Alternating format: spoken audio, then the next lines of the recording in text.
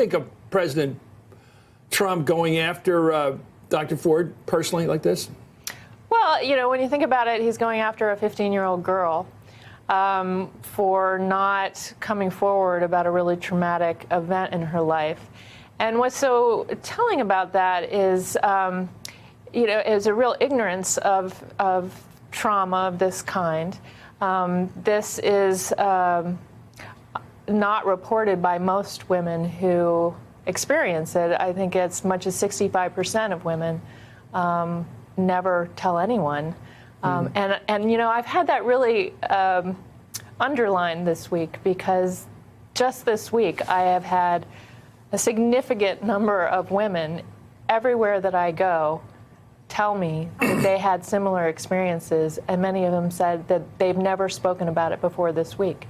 So I think there's this is really hitting a nerve with a lot of women right now. When you heard this story develop, when Dr. Ford made her claim, her allegation that Kavanaugh corralled her into a room, jumped on top of her, rubbed against her, when she started to yell or whatever, he covered her mouth with his hand.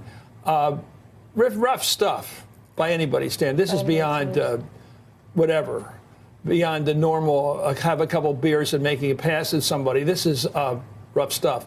How did that fit with your memory of parties that you went to back in those days at Holt Norms and at Georgetown Prep?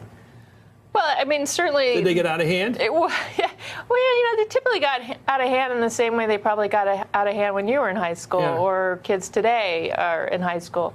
So this is aberrant by any measure. I think that that there is some credence to the idea that these all-male schools are a little rougher, a little more aggressive, and perhaps a little more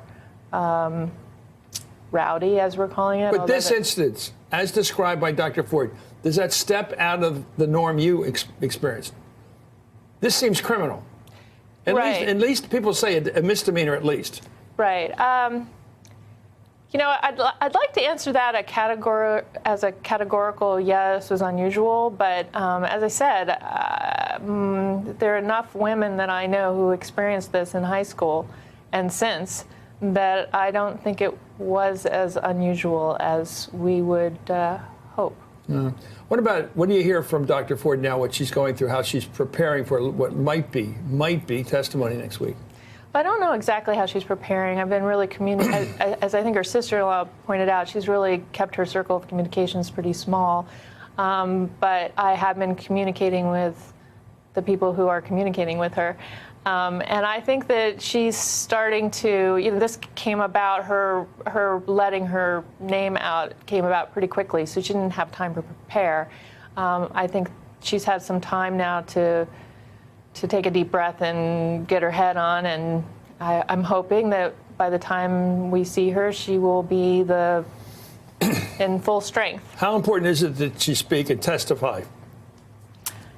Is it important? If you were her, would you testify? I think at this point I would.